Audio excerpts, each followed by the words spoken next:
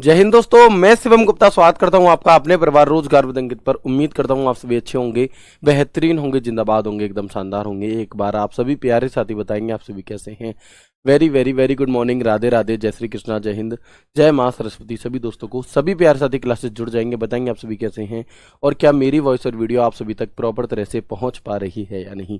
एक बार सभी दोस्त कंफर्म करेंगे, फिर शुरू करते हैं हम अपने एक शानदार, एक बेहतरीन, एक लाजवाब क्लास जो कि रहने वाली है आपकी एमएस एक्सेल का पार्ट 10। और हम कोशिश करेंगे कि आज की आपकी इस क्लास में एमएस एक्सेल के जो भी फॉर्मूलाज हैं मैक्सिमम से मैक्सिमम कवर किए जाएं, क्योंकि अब आपके एमएस एक्सेल वाला टॉपिक लगभग समाप्ति की ओर है।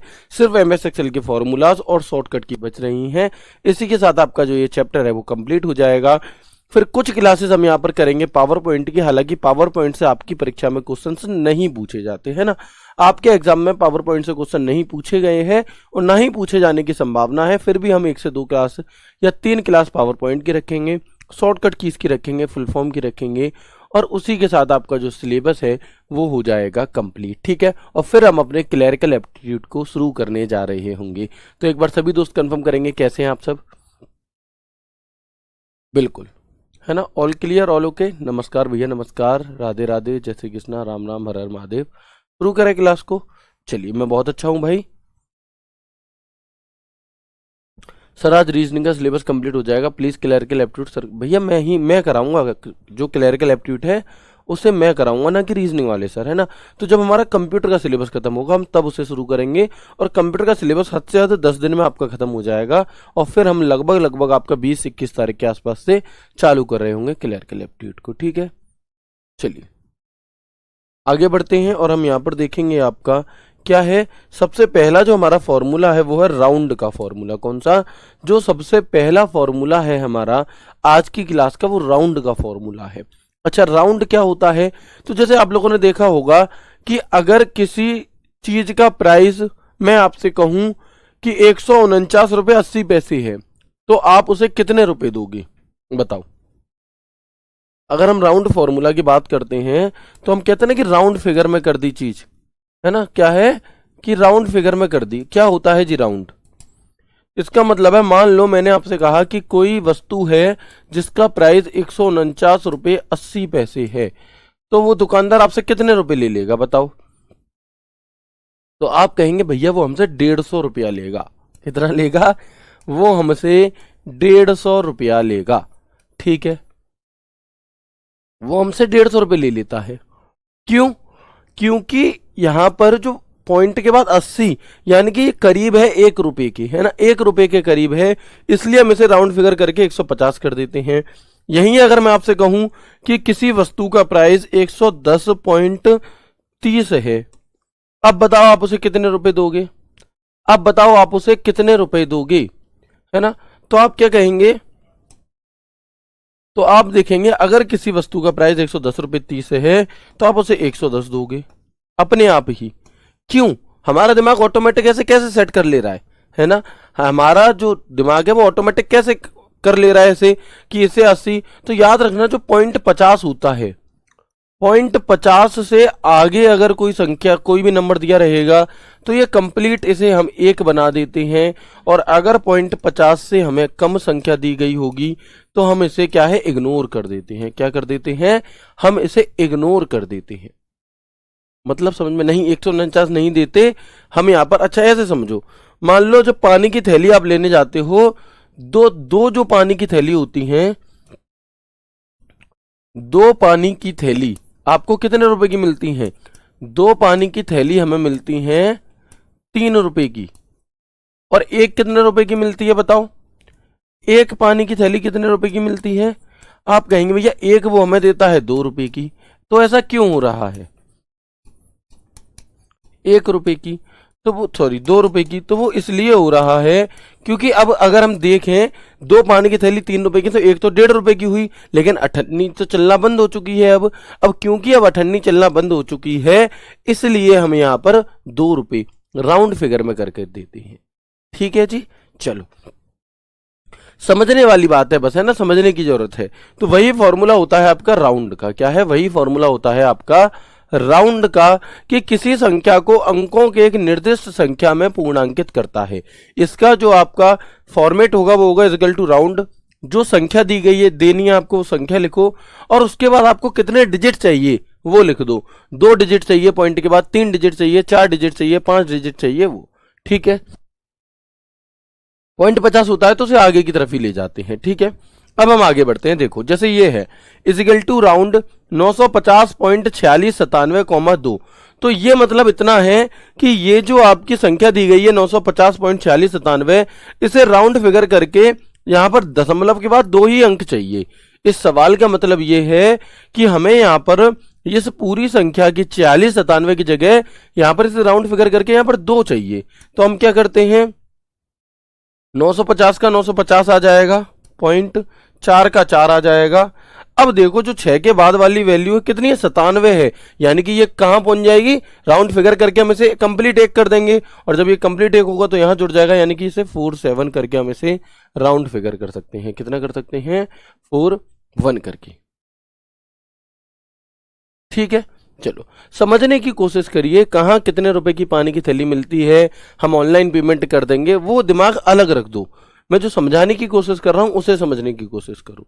वहीं पर अगर सेम सवाल होता बस यहां पर डिजिट चेंज होते तो क्या करते, तो 950 का 950 ऐसा ही रहेगा, 4 का 4 ऐसा ही रहेगा।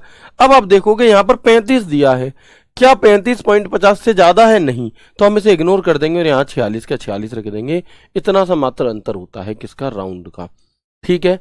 समझ पा रहे हैं आप, यहां पर हो गया 950.47, यहां हो गया 950.46। यहां 47 इसलिए हुआ क्योंकि 6 के बाद जो संख्या दी है वो 100 के ज्यादा करीब है, तो उसे उतना पास पहुंचा देंगे, ठीक है। और जबकि यहां पर क्या है आपका 35 है, तो ये 0 के ज्यादा करीब है, तो इसे इग्नोर कर देंगे। जैसे आप लोग रुपए वगैरह छोड़ो, जब आप भाग देते हो, आप क्या देते हो, जब आप भाग देते हो 10 में, जब आप 3 का भाग देते हो तो कितनी बार जाएगा, आप कहेंगे 3 त्रिका 9, बचा कितना 1, आपने लगाया पॉइंट, बढ़ा दिया 0, फिर आपने कहा 3 त्रिका 9, फिर यहाँ आ गया 9, है ना, फिर क्या बचेगा 1 बचेगा, फिर 0 लगा दो, तो ऐसे कर करके क्या है 3.33 ऐसे आएगा। तो आप इसे राउंड फिगर में 34 लिख करके इसके खेल को खत्म कर सकते हैं, ठीक है। आगे बढ़ेंगे तो वही चीज यहां पर आपको समझाई गई है, पॉइंट 50 या इससे ज्यादा हो तो कंप्लीट एक हो जाएगा, और 0.50 से कम वैल्यू हो तो बाद वाली संख्या आपकी क्या है, हट जाएगी। ये होता है हमारे राउंड का फॉर्मूला।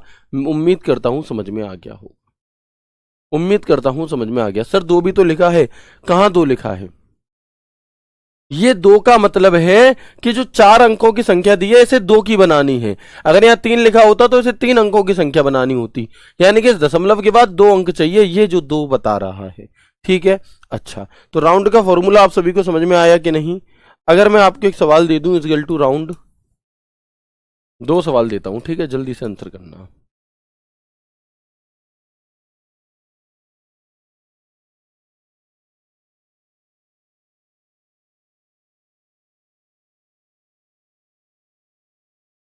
बताओ इसका आंसर क्या होगा। और अगर सेम टू सेम फॉर्मूला यही रहता और यहाँ पर संख्या भी लगभग यही रहती, बस थोड़ा सा बदलाव अगर हम यहाँ पर कर देते, बताओ इन दोनों का आंसर क्या रहने वाला है, बताएंगे इन दोनों का आंसर क्या रहने वाला है।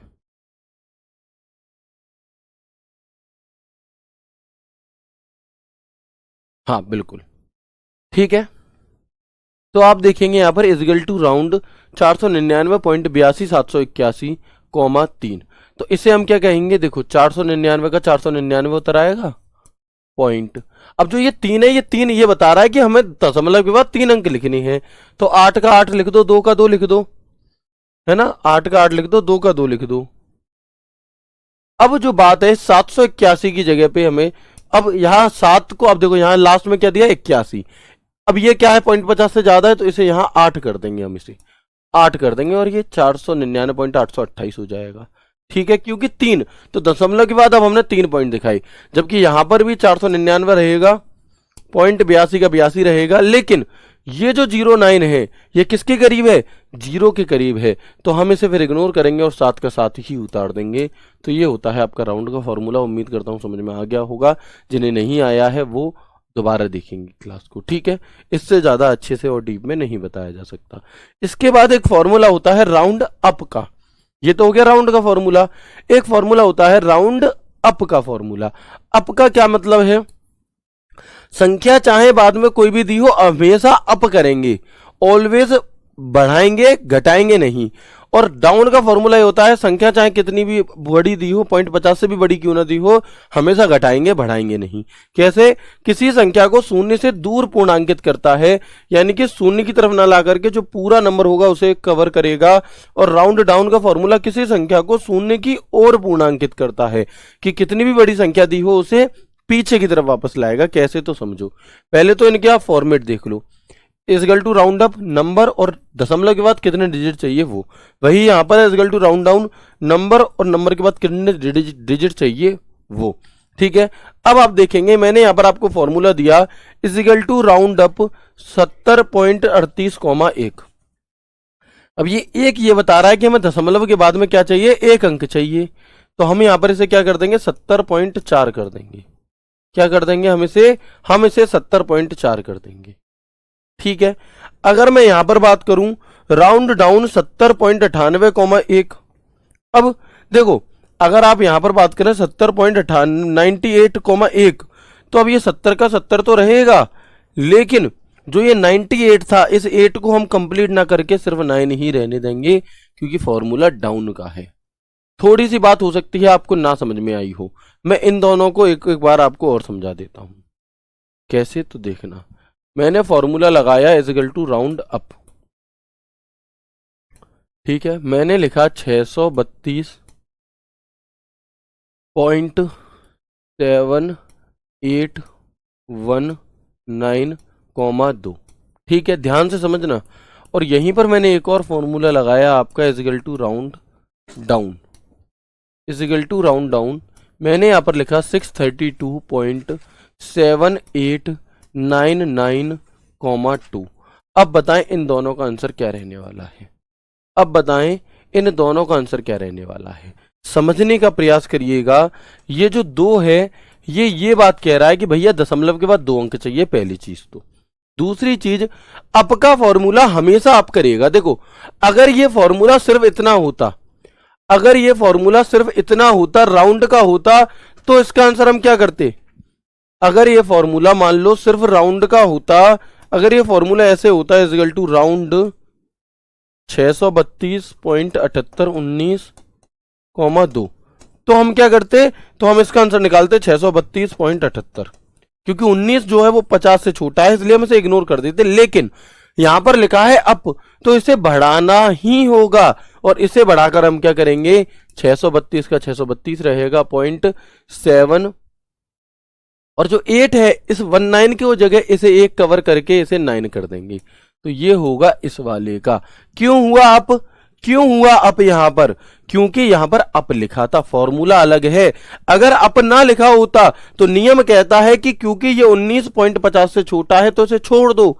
लेकिन यहां पर आप देखेंगे कि यहां पर इसलिए हमने छोड़ दिया, लेकिन यहां पर अप का फॉर्मूला लगाया तो संख्या चाहे कितनी ही छोटी क्यों ना हो, चाहे वो 0.01 क्यों ना हो, उसे कंप्लीट करना होगा हमें। बिल्कुल ऐसे ही राउंड डाउन का फॉर्मूला है। अगर ये फॉर्मूला होता, अगर इसकी जगह ये फॉर्मूला होता हमारा is equal to round down bracket start 632.7899, sorry,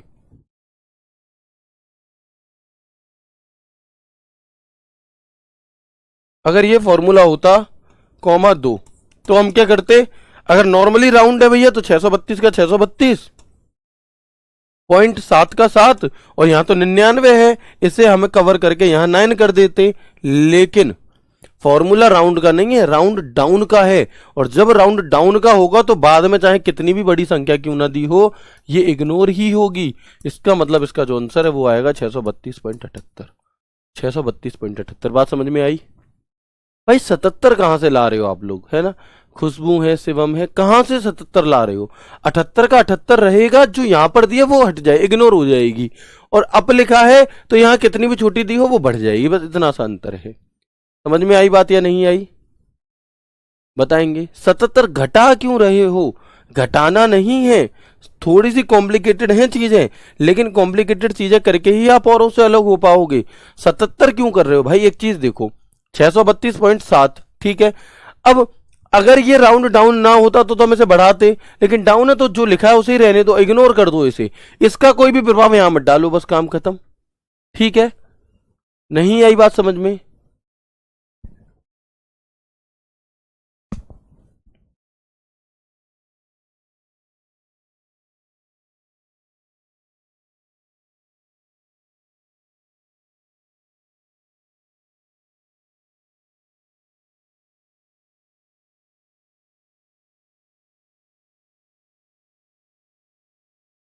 ठीक है,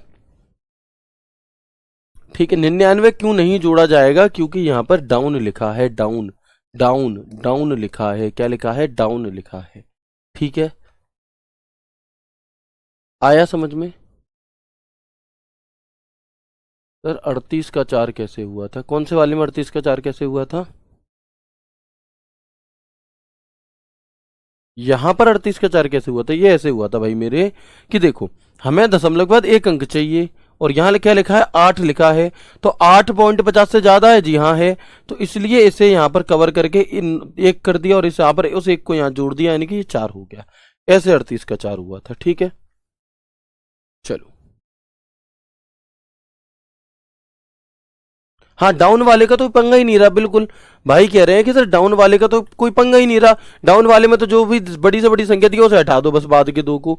जैसे यहाँ पर है, मान लो यहाँ, जैसे यहाँ पर है राउंड डाउन का फॉर्मूला, तो यहाँ पर कितनी भी बड़ी संख्या दी है उसे इग्नोर कर देना है, बस। राउंड डाउन तो बहुत ही आसान है। एक और से समझ लो, चलो, है ना, एक और से समझ लो। मैंने आपको फॉर्मूला दिया इजिकल टू राउंड डाउन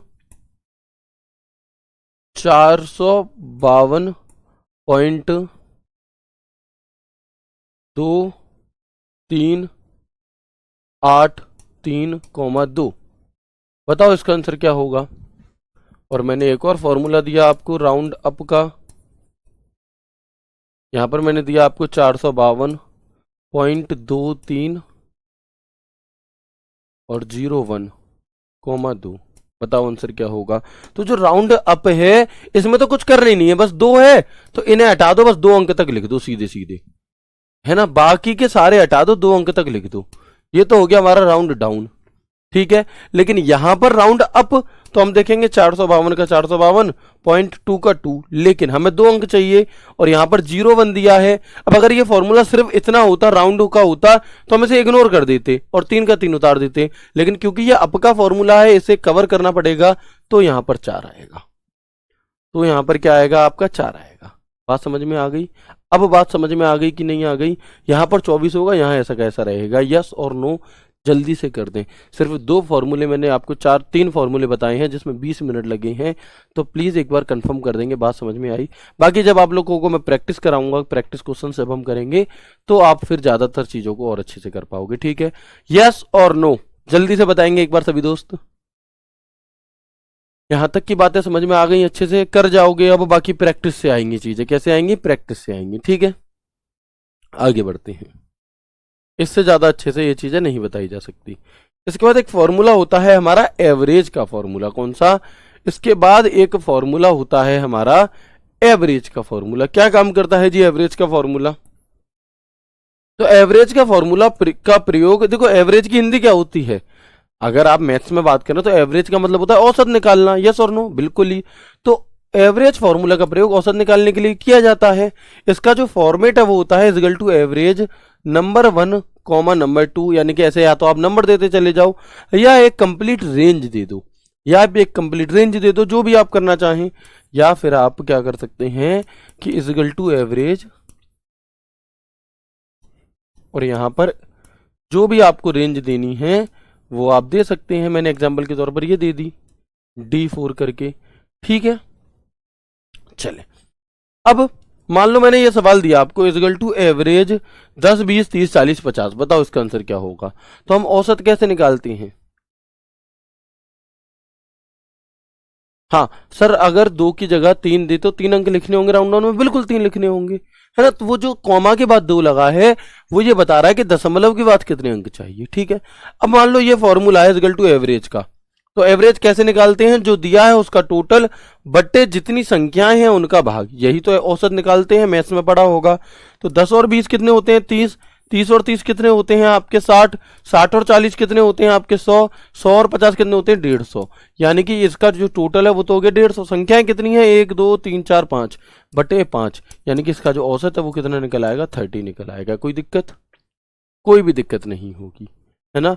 कोई भी दिक्कत, कोई भी परेशानी, कोई भी समस्या नहीं होगी। ठीक है। अच्छा, एक एग्जाम में क्वेश्चन पूछा गया था, बताओ, याद थोड़ा ध्यान से देखना, बताओ एमएस एक्सेल में कौन सा एक मान्य फॉर्मूला नहीं है? कौन सा एक मान्य फॉर्मूला नहीं है?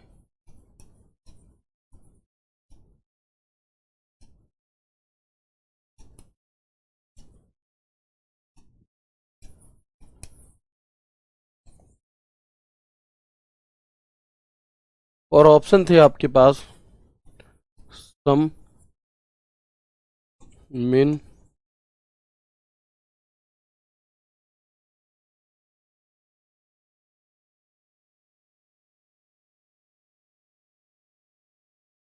बताओ क्या आंसर होगा? एमएस एक्सेल में कौन सा एक मान्य फॉर्मूला नहीं है? आप इसके आगे बराबर का चिन्ह लगा लो, फिर देखो तो आप क्या कहेंगे। अब यहां पर जो समझने वाली बात है वो ये है कि सम का फॉर्मूला होता है, मिनिमम का भी होता है, मैक्सिमम का भी होता है। आप कहेंगे सर एवरेज का भी तो होता है, लेकिन जो एवरेज का फॉर्मूला होता है उसे लगाते समय एवीजी नहीं लिखा जाता, उसे लगाते समय कंप्लीट एवरेज ही लिखा जाता है। सिर्फ एवीजी लिखने से वो फॉर्मूला काम नहीं करेगा, इसलिए ये गलत है और ये वाला सही है। ठीक है, तो ये क्या हो जाएगा हमारा? ये इसका सही उत्तर, मतलब ये सही होना चाहिए था, इसलिए इसका उत्तर जो है वो सी होगा। तो अब बिल्कुल ऐसे ही तो इस प्रकार के सवाल कर लोगे एवरेज की। अगर मैं एक और दे दूं, इक्वल टू एवरेज 100 200 300, बताओ आंसर क्या आएगा? बताओ आंसर क्या आएगा? इस वाले का आंसर क्या आ जाएगा? तो आप कहेंगे भैया जी इसका आंसर आएगा 100 200 300 यानी कि 600 बट्टे 3 यानी कि 200। 600 बट्टे 3 यानी कि 200 आंसर आ जाएगा इसका। अब ये तो नॉर्मल वाला एवरेज का सवाल हो गया। कई बार एवरेज का जो सवाल है वो ऐसे पूछा जाता है जैसे यहाँ पर दिया है 1 2 3 इज लेस देन 4 और 5, या फिर 1 2 3 इज ग्रेटर देन 4 और 5। इसमें हमें क्या करना होता है? जिसमें यहाँ पर लिख लेता हूँ is equal to average, is equal to average 1 2 3 is greater than 4 5। यहाँ पर लिख लेता हूँ is equal to average 1 2 3 is greater than 4 5। अब बताओ इनका आंसर क्या होगा? तो हमें क्या करना है? इन सवालों को देखकर हम डर जाते हैं, डरना नहीं है। जो कंडीशन आपको बीच में दी गई है, याद रखना, यदि कंडीशन सही है, मैं यहाँ पर एक नोट लिख रहा हूं, यदि कंडीशन राइट है तो उसे 1 कंसिडर करेंगे या 1 मानेंगे, 1 मानेंगे। और यदि कंडीशन गलत है, रॉन्ग है या फॉल्स है, तो उसे 0 मानेंगे। क्या मानेंगे? तो उसे 0 मानेंगे। अब हम देखेंगे यहां पर कि बताओ ये कंडीशन सही है कि गलत है कि 3 इज लेस देन 4। आप कहेंगे ये सही है। इसका मतलब आपको कुछ नहीं करना, इन दोनों नंबर की जगह यहां 1 मान लो। अब 1 और 2 3 और 1 4 और 1 4 और 5 9, यानी कि 9 बट्टे के कितनी संख्या हो गई? 1 2 3 और 4। ऊपर वाली नहीं गिननी, ये 1 2 3 और 4, यानी कि 9 बट्टे 4, और 9 बट्टे 4 होते हैं आपके 4.5 के आधे होते हैं आपके 4.5 के आधे होते हैं आपके 2.25। कितना होगा? 2.25। ठीक है, जबकि यहां पर हम देखेंगे इस वाले सिस्टम में तो यहाँ जो है 3 इज ग्रेटर देन 4, ये तो रॉन्ग कंडीशन है, तो यहाँ 0 आएगा। अब 1 और 2 कितने होते हैं, 3 होते हैं, 3 और 0 3 ही होंगे, और 5 8 होंगे, और जब आप यहाँ पर 8/4 करोगे तो इसका आंसर आएगा 2। ये है आपका ये वाला एवरेज। बात समझ में आई? बताओ बात समझ में आई कि नहीं आई, बताएंगे एक बार जल्दी से। तो एवरेज समझ में आ गया क्या है यहाँ पर, चलिएगा। क्लियर है यहाँ तक की बातें? बताओ एक बार प्लीज कंफर्म कर दो मुझे, तभी हम आगे बढ़ते हैं। एवरेज में कोई दिक्कत तो नहीं है, समझ गए ना?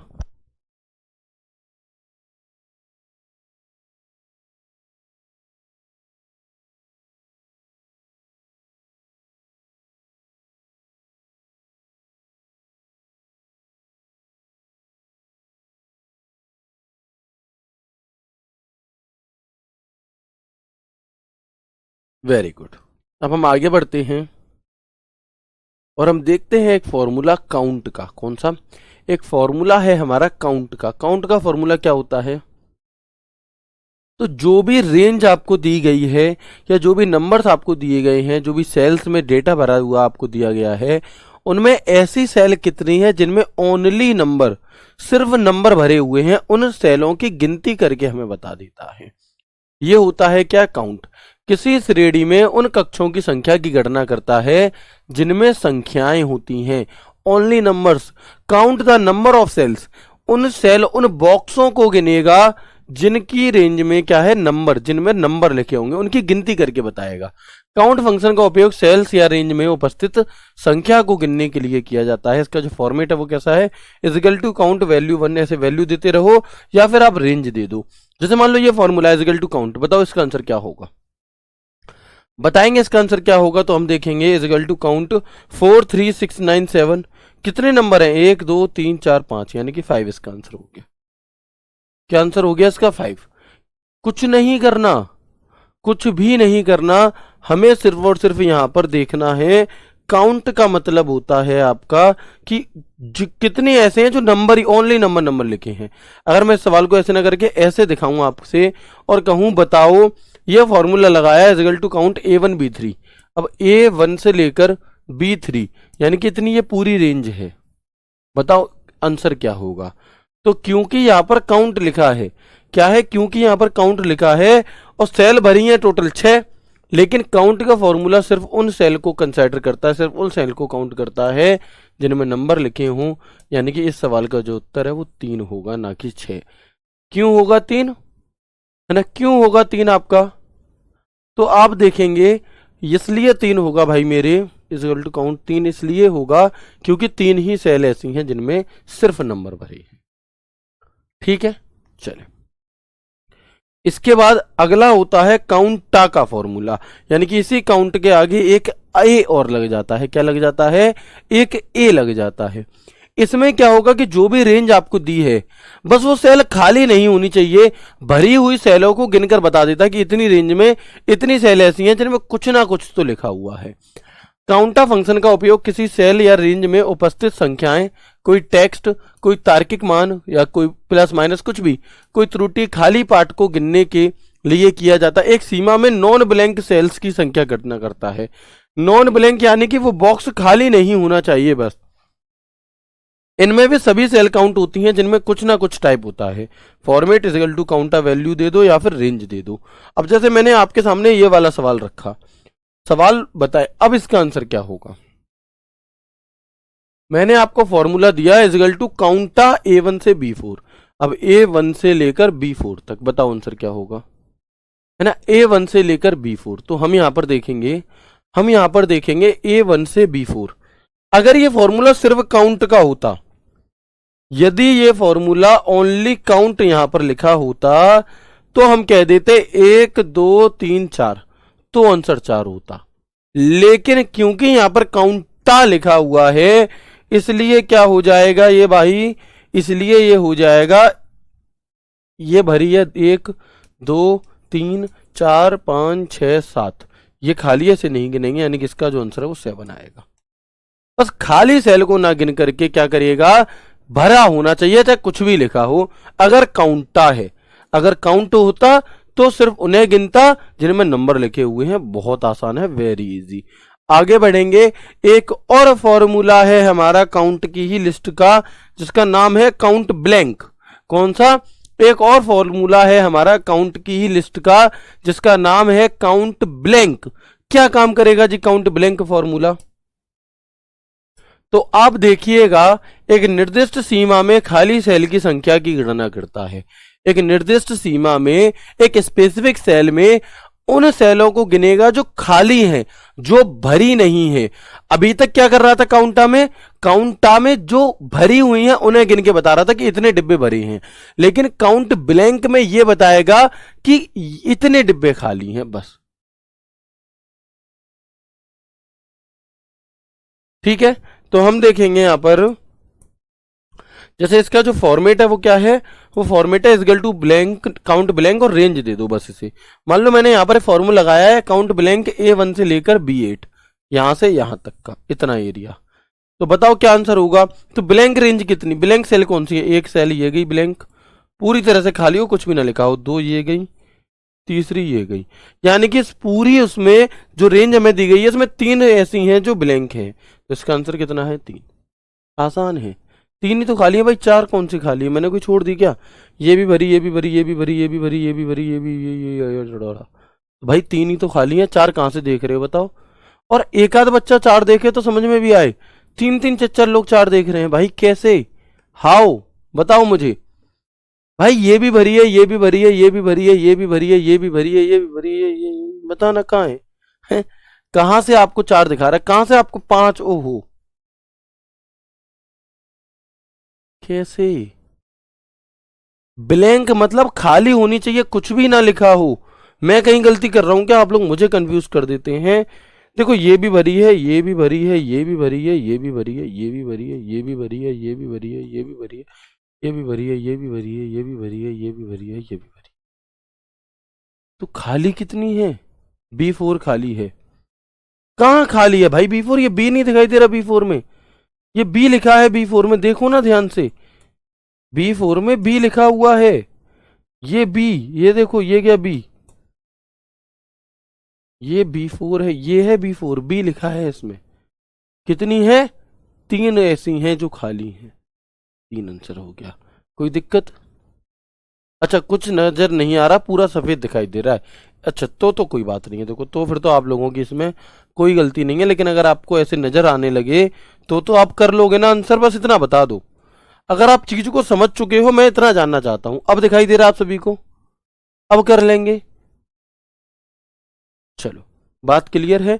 ये बी इसलिए इधर है, ये बी इसलिए इधर है क्योंकि हमने पढ़ा था MS एक्सेल में जो टेक्स्ट होता है,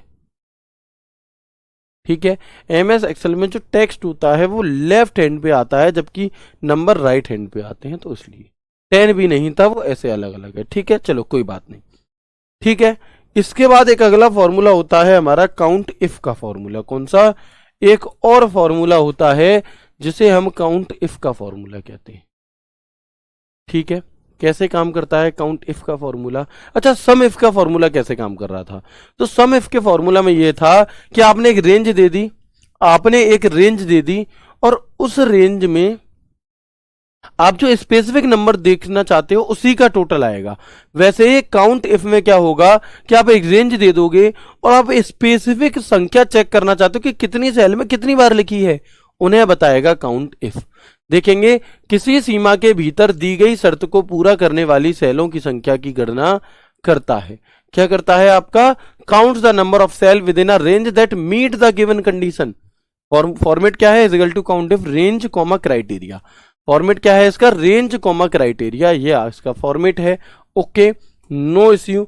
देखते हैं हम यहां पर, आपका फॉर्मूला आपको दिया गया format is equal to count if A1 colon B8। क्या है? A1 colon B8। ठीक है भाई, अगर वहां से वहां तक का निकालना है तो A1 कोलोन, और जो आप बता रहे हो, क्या बता रहे हो आप? E5, तो E5 लिख दो यहां पर। ठीक है, चलते हैं। अब ये काउंट इफ क्या करेगा? तो A1 से लेकर B8, और यहां पर क्या लिखा है? कॉमा 50। तो हमें ये देखना है कि 50 लिखा कितनी जगह, एक जगह, दो जगह, 3 जगह, यानी कि इसका आंसर जो है वो 3 आएगा। इसका आंसर क्या आएगा? 3 आएगा। क्यों आएगा? क्योंकि काउंट करके बताना है कि 50 कितनी जगह लिखा है। अगर मैं इसकी जगह सम कर देता, अगर मैं इसी फॉर्मूले को डिट्टो रहने दूं, सम इफ कर दूं, तो आंसर 150 आ जाएगा, क्योंकि उसने टोटल कर दिया। लेकिन काउंट की कह रहा है, तो कितनी सेल ऐसी हैं जिनमें 50 लिखा है? तो 3 सेल ऐसी हैं, इसलिए इसका आंसर ये हो जाएगा। क्लियर और नॉट बताएंगे एक बार जल्दी से? उम्मीद है बढ़िया से क्लियर होगा। आगे बढ़ते हैं, आगे बढ़ते हैं और देखेंगे हम यहाँ पर अगला है हमारा फ्लोर का फॉर्मूला। कौन सा? फ्लोर का फॉर्मूला। फ्लोर का मतलब क्या होता है समझना आसान है, इन्हें याद नहीं करना होता, इन्हें समझना होता है, क्योंकि समझ गए तो लाइफ टाइम के लिए याद हो गई। अब एक फॉर्मूला होता है हमारा, कौन सा? फ्लोर का फॉर्मूला। कैसे काम करेगा जी फ्लोर का फॉर्मूला? तो बताओ, आपने 2 शब्द सुने होंगे, एक होता है सीलिंग, यानी कि सीलिंग फैन, यानी कि सीलिंग कहाँ आती है? ऊपर, सीलिंग फैन लगता है ऊपर। ग्राउंड फ्लोर, फ्लोर का मतलब होता है नीचे। तो अब समझना आप यहाँ पर कि फ्लोर, इसमें 2 संख्याएं दी होती हैं, दूसरी संख्या से पहली संख्या निकटतम जिस संख्या तक पूर्णतः विभाजित हो वही संख्या उत्तर होगी। In this 2 numbers are given the number up to which the first number is completely divisible by the second number is the answer। बात कुछ समझ नहीं आई, क्या है? अभी आएगी। देखो, आपको फॉर्मेट दिया गया is equal to floor number comma significance. जैसे कि यहां पर फॉर्मूला दिया गया है इज इक्वल टू फ्लोर 50,3। तो आपको क्या करना है कि 50 या 50 से जस्ट छोटी वह संख्या जो 3 से पूरी तरह जाती हो वो इसका उत्तर हो जाएगा। आप कहेंगे 48 ऐसा नंबर है जो 3 से पूरी तरह जाता है, तो ये उत्तर हो जाएगा। क्या हो जाएगा? 48 ऐसा नंबर है जो 3 से पूरी तरह जाता है, तो ये आंसर हो गया। अगर मैं यहां पर इक्वल टू फ्लोर ऐसे दे दूं और ये चित्र दे दूं, ये तो इजी है। लेकिन अगर एग्जामिनर थोड़ा एक्स्ट्रा ऑर्डिनरी लेवल पर जाए, चित्र देकर के पूछे कि बताओ दिए गए चित्र का अध्ययन करके इस फॉर्मूले का आंसर क्या आएगा, तो अब ये चित्र क्या हो गया? ये चित्र विचित्र हो गया। कैसे हो गया? B2 की जगह आ जाएगा आपका 58 और C3 की जगह क्या आ जाएगा आपका 12। अब आप देखो, आप कहोगे 12 से जाने वाली 58 या 58 से छोटी। अब 58 में तो 12 जाता नहीं, 12 से भाग जाता नहीं है, 48 में जाता है, इसलिए इसका भी आंसर क्या हो जाएगा? 48 हो जाएगा। इसलिए इसका भी आंसर क्या हो जाएगा आपका? 48 हो जाएगा। ठीक है, चलें। इसके बाद अगला फॉर्मूला होता है हमारा एक सीलिंग का। अब क्या करेगा सीलिंग का फॉर्मूला कि जो संख्या बाद में दी है इससे ऊपर वाली संख्या लिखिएगा।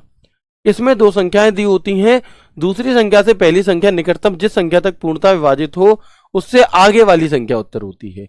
In this 2 numbers are given the number next to which the first number is completely divisible by the second number in the answer। नहीं आया समझ में? कोई दिक्कत नहीं, ये फॉर्मेट है, अभी समझ में आएगा। मैंने कहा इज इक्वल टू सीलिंग 50,3। अगर यहां पर फ्लोर लिखा था तो 50 से छोटी संख्या मानी थी जो 3 से पूर्णतः विभाजित है, लेकिन क्योंकि यहां पर सीलिंग लिखा है तो 50 से जस्ट बड़ा वह नंबर जो 3 से पूरी तरह जाता हो। आप कहेंगे 51 आंसर। अगर मैं यहां पर ये इस तरह से दे दूं तो is equal to ceiling B2 C3। अब B2 में क्या लिखा है 58 और C3 में क्या लिखा है 12, यानी कि फॉर्मेट वही है, फॉर्मेट वही है, संख्याएं भी वही हैं, आंसर बदलेगा। अभी तक क्या कर रहे थे 58 से छोटा, लेकिन अब 58 से बड़ा ढूंढेंगे, यानी कि 12 पंजे 60, तो ये आंसर होगा A2, 4। A2 में क्या है 4 है आपका। अच्छा, इसमें क्या करेंगे बताओ? मान लो ये फॉर्मूला मैंने बना दिया इज इक्वल टू सीलिंग 4, 4, तो इसका आंसर 4 ही आएगा, फिर इससे बड़ी वाली संख्या नहीं लेंगे। बताएंगे? आसान है। यहां पर हम क्या करेंगे, जहां पर सीलिंग लिखा है तो जो बाद वाली संख्या दी है इस संख्या से जो संख्या दी है या तो ये कट जाए या इससे बड़ा नंबर जो कटेगा वो उत्तर होगा। जबकि फ्लोर में क्या था कि जो संख्या दी है इससे या तो यही नंबर कट जाए या इससे जस्ट छोटा वाला कटे, वो उत्तर होगा। क्लियर है? समझ पाए या नहीं समझ पाए? है ना, समझना होगा। मैं एक एक सवाल और दे रहा हूं आपको जल्दी से, है ना, इसके बाद हम आगे बढ़ेंगे। जैसे मैंने दिया आपको इज इक्वल टू फ्लोर 98,9, ठीक है, और यहीं पर मैंने आपको एक फॉर्मेट दिया सीलिंग का और फॉर्मूला है आपका 98,9। देखो वही चीजें हैं, बस फ्लोर सीलिंग में बदल दिया। ऐसे ही अगला अगर मैं देता हूं इज इक्वल टू फ्लोर 99,9 और इजिकल टू सीलिंग 99,9। बताओ आंसर क्या आएगा। तो आप क्या कहेंगे? ठीक है, चलो, है ना। तो अब क्या हो जाएगा, अब हम देखेंगे क्योंकि फ्लोर लिखा है तो ये जो संख्या है ये 9 से 98 तो कटता नहीं है, तो 98 से छोटी संख्या कौन सी कटेगी? 9 से 90। तो 90 उत्तर हो जाएगा। क्या हो जाएगा? 90 हो जाएगा। लेकिन यहाँ पर सीलिंग है तो 9 से 98 तो जाता नहीं है, तो 98 से बड़ी वह संख्या जो 9 से जाए तो 99। तो इसका आंसर 99। आसान है, कर जाएंगे, ठीक है। लेकिन अगर ऐसी दे दी जाए जो पूरी तरह विभाजित हो रही है तो फिर वही आंसर होगा, फिर बदलाव नहीं होगा, है ना। ये भी जा रहा है, ये भी जा रहा है, फिर अंतर नहीं आएगा। क्लियर है, बात समझ में आ चुकी है। बहुत बढ़िया, बहुत शानदार, बहुत जानदार, गजब। ठीक है, बताएंगे यहां तक क्लियर? नहीं, यहां पर फिर हम बढ़ाएंगे नहीं, यहां पर यही रहेगा, इसमें कुछ चेंज नहीं होगा अगर वही संख्याएं दी गई हैं तो। ठीक है, थोड़ी सी कॉम्प्लिकेटेड चीज़ें लग सकती हैं क्योंकि आप पहली बार पढ़ रहे हैं, लेकिन चीज़ें बहुत शानदार हैं, बहुत अच्छी हैं और आपके एग्जाम के पॉइंट ऑफ व्यू से ज़रूरी हैं। इसके बाद हम आ जाते हैं अपने अगले फॉर्मूला की तरफ, जिसका नाम है लेफ्ट का फॉर्मूला। कौन सा? जिसका नाम है, 3 फॉर्मूले हैं एक साथ, लेफ्ट, राइट और मिड, है ना। 3 फॉर्मूले हैं हमारे एक साथ, लेफ्ट, राइट और मिड। कैसे काम करते हैं तो समझेंगे। टेक्स्ट स्ट्रिंग की शुरुआत से वर्णों की संख्या लौटाता है। क्या करता है? टेक्स्ट स्ट्रिंग की शुरुआत से वर्णों की संख्या लौटाता है। कैसे? मान लो इसका जो फॉर्मेट है वो है equal to left text comma number character, यानी कि आपको यहां पर एक फॉर्मूला दिया गया इक्वल टू लेफ्ट, मान लो ये बी है, ये 10 है, और यहां पर एक शब्द लिखा हुआ है टारगेट बीएसएफ एचसीएम। अब फॉर्मूला क्या है? B10, यानी कि ये वाली रेंज है, और कॉमा के बाद क्या लिखा है? 3, यानी कि आपको लेफ्ट से 3 अक्षर ले लेने हैं, यानी कि TAR इसका आंसर हो जाएगा। क्या हो जाएगा? TAR इसका आंसर हो जाएगा। यानी कि जो टेक्स्ट आप सिलेक्ट कर रहे हो, उसके जो कॉमा के बाद जितनी संख्या दी है, लेफ्ट हैंड से उतने अक्षर ले लेने हैं, लेफ्ट हैंड से उतने अक्षर ले लेने हैं। क्लियर है? चलो, बिल्कुल ऐसे ही राइट, तो टेक्स्ट स्ट्रिंग के अंत से कैरेक्टर की संख्या लौटाएगा। यहां क्या कर रहा है? शुरुआत से, लेफ्ट से, यहां क्या करेगा? राइट से। वही सवाल है, बी ये है, 10 ये है, अब लेफ्ट से मतलब राइट दिया है तो राइट से 6, 1 2 3 4 5 6, तो अब आंसर क्या आएगा इसका आंसर आएगा बीएसएफ एचसीएम। क्या आएगा इसका आंसर? इसका जो आंसर है वो आएगा बीएसएफ एचसीएम। यहां थोड़ी सी मिस्टेक ऐसे ठीक करेंगे।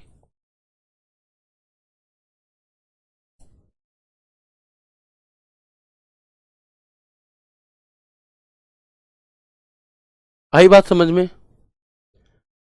क्लियर? यानी कि अगर लेफ्ट लिखा है तो जो अंक, जितने अंक दिए हैं उतने अक्षर ले लो लेफ्ट से, अगर राइट लिखा है तो उतने अक्षर ले लो राइट से। ठीक है। अच्छा, एक और होता है मिड का फॉर्मूला। क्या काम करेगा मिड का फॉर्मूला?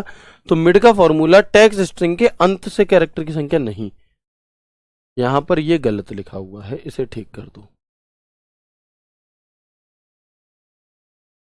रुकेंगे अभी। मिड का फॉर्मूला क्या काम करेगा मैं समझाता हूं।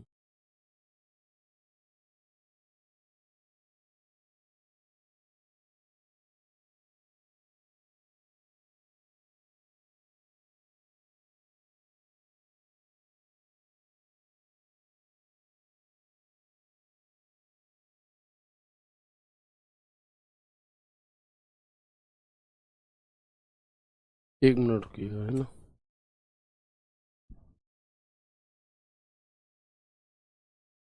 अब देखिएगा, ये जो फॉर्मूला है ये है मिड का, और मिड के फॉर्मूले का जो आपका फॉर्मेट होता है वो होता है इक्वल टू मिड टेक्स्ट कौन सा, वो संख्या ले ली, स्टार्ट नंबर कहाँ से हो, और कॉमा देकर कितने नंबर चाहिए। ये मतलब कैसे? तो समझो, जैसे मैंने फॉर्मूला लगाया इक्वल टू मिड B7, मान लो ये B है, ये 7 है, ये वाला टेक्स्ट हमें उठाना है। ठीक है। अब ये क्या कह रहा है आपसे अब ये कह रहा है आपसे इजिकल टू मिड B7, यानी कि ये वाली संख्या ले ली 1 9, यानी कि पहले से शुरू करो और 9 अंक ले लो। तो 1 2 3 4 5 6 7 8 9, यानी कि जो माँ सरस्वती लिखा हुआ है ये इनका आंसर हो जाएगा। अगर मैं यहां पर कहता कि बताओ यहां 3 से 9, तो तीसरी संख्या से शुरू करते और फिर 9 लेटर गिनते, वहां तक के आंसर आते। ठीक है, वहां तक के क्या आता, आपका आंसर आ रहा होता। जैसे अगर मैं आपको अगला सवाल दे दूं एक और मिड के नाम से ही, मैंने लिखा इजिकल टू मिड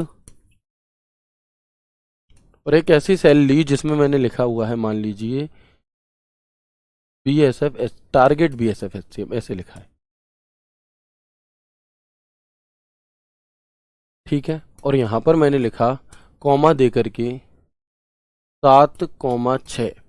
अब आंसर क्या होगा, अब आंसर ये होगा आपका कि मिड 7 का मतलब है 7वें नंबर से चालू करो, तो 1 2 3 4 5 6, यानी कि यहां से शुरू होगा और इसके आगे के 6 लेटर लेने हैं। तो 1 2 3 4 5 6, यानी कि अब जो आंसर आ जाएगा वो आ जाएगा BSF HCM। वो क्या आ जाएगा, BSF HCM। अच्छा, ऐसा होता क्यों है, ऐसा इन फॉर्मूले की जरूरत हमें पड़ती कहां पर है, तो आप देखते होंगे जैसे SSC जब अपने कोई पासवर्ड वगैरह फिल करवाती है तो वो क्या करती है कि शुरू के 4, अपने नाम के शुरू के 4 अक्षर डाल दो। जैसे मेरे नाम का जो, मेरा जो नाम है वो शिवम है मान लो, ठीक है। अब ये मेरा नाम हो गया और मेरा जो SSC का पासवर्ड है वो मुझे एक अलग कॉलम में लिख बनाना है, इसी में से इनमें से शुरू के 4 अक्षरों को लेकर के। तो मैं यहाँ पर फॉर्मूला लगा दूंगा इजिकल टू लेफ्ट वाला एक तरह से, है ना, और मैं यहाँ पर लिख दूंगा शिवम और कॉमा देकर मैं लिख दूंगा 4, यानी कि अब इसका जो रिजल्ट आएगा वो क्या आ जाएगा, वो आ जाएगा शिव, सॉरी रिजल्ट क्या आएगा, शिव आ जाएगा। तो ये पासवर्ड हो गया। ऐसे सब में एक साथ अप्लाई कर देंगे तो सब में अपने आप निकलते चले जाएंगे। तो कुछ ऐसी जगह पर हमें इनकी जरूरत पड़ रही होती है। बताएंगे बात क्लियर है कि नहीं, बताएंगे यहाँ तक की बातें क्लियर हैं कि नहीं, क्योंकि आज की क्लास हम यहीं तक रखते हैं। बहुत अच्छे से मैंने आपको सभी चीज़ें समझाई हैं, है ना। बाकी की चीज़ों को, बाकी के जो फॉर्मूलाज बच रहे हैं उन्हें हम कल की क्लास में कंटिन्यू कर रहे होंगे। और अगर हमारे पास समय बचेगा तो हम कोशिश करेंगे कि एक्सेल की जो शॉर्टकट कीज़ हैं उन्हें भी हम कल की क्लास में डिस्कस करके कल आपके इस चैप्टर को कंप्लीट कर दें। ठीक है, तो मैं उम्मीद करता हूँ क्लास बहुत अच्छी लगी होगी। अगर लगी है तो मुझे ज़रूर एक बार कमेंट करके बताना अभी भी, और जब आपकी क्लास ऑफ हो जाए तो टेलीग्राम डाउट ग्रुप में भी मिलते हैं आपसे कल की क्लास में। बताएं sir mid repeat DA proper क्या होता है, भैया अभी बता दूं। आपने देखा, आप बहुत देर से कॉपी पेस्ट कर रहे हैं, मैं जो फॉर्मूला समझा रहा हूं आपको वो नहीं समझने, आप वैसे कॉपी पेस्ट कर रहे हैं। भाई मैं मिड का अभी बता चुका, सीक्वेंस से चीजें चलेंगी, आपके पूछने से मैं बीच में नहीं बता सकता। इससे ना तो आपके बात समझ में आएगी ना ही और लोगों के। मैंने आपका मैसेज देख लिया, लेकिन सीक्वेंस से चीजें चलेंगी ना। जब एक्सेल खत्म हो जाए तब भी ना बताएं तो आप कहिएगा, ठीक है। तो इस तरह से आपको देखना है। मिड का मैंने आज बता दिया, रिपीट प्रॉपर वगैरह मैं आगे की क्लास में यानी कल की क्लास में बताने वाला हूँ। उम्मीद करता हूँ क्लास बेहद अच्छी लगी होगी। ख्याल रखिए अपना, पढ़ते रहिए। तब तक के लिए राधे राधे, जय श्री कृष्णा, जय हिंद।